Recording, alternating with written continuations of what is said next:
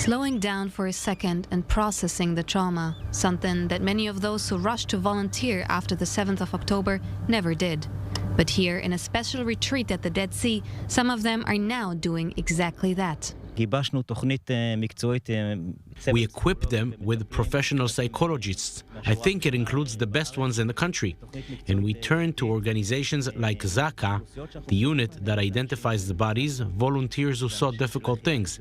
We want to give them coping mechanisms and a place to process their experiences. He offers 2-day workshops at a Dead Sea resort where participants can open up, share their experiences with psychologists, and finally enjoy some quiet in nature. For Kravitz, a retired naval captain, founding the initiative was about preventing post-trauma in society and doing something himself in order to help. When everything started, I felt like a lion in a cage. It's the first time that Israel is at war and I'm not in uniform. I did some reserve duty, helped here and there where I was needed, but I felt like doing something in the trauma field. All the difficult scenes we see in the news and in videos raged in me. He teamed up with psychologist Vered Atzmon Meshulam, who specializes in trauma.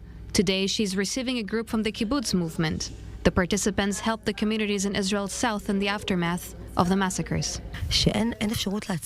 It's very difficult to take a break on a day-to-day basis. They are scared to share their fear because if they give their emotions space, they might fall apart.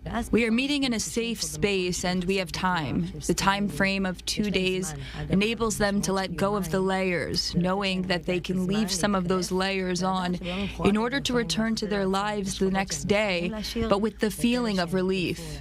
Osnat Chaviv Gal, who works with the kibbutz movement, coordinated funerals for murdered kibbutz members from the Gaza border area. More than 380 in total in less than 3 months. She says she can't sleep at night. The conversations with families and the images are consuming her and her colleagues. From the first second on, we knew about the large amounts of missing persons and murdered. And therefore, I got up and we understood that one can't do this alone, so I got a team. From 6 in the morning, when you receive the name of the first murdered, to 12 or 1 at night, you just work. If my family would not have put water on my desk or food, I found that I would have forgotten that as well.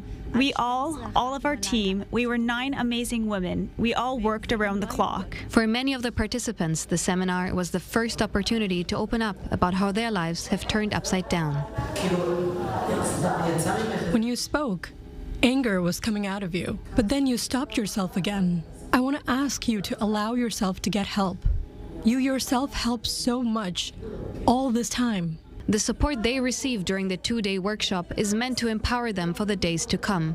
And speaking about the experiences of the past 3 months might help society as a whole. We are missing space and opportunities for respectful conversations where it is allowed to have different opinions. Creating brotherhood despite different opinions is the result of psychological processes that we can train. And this gives me hope. Mashiva Ruach wants to receive up to 2,000 people annually in their seminars, giving back to those who sacrificed much of their lives to help others in those difficult times.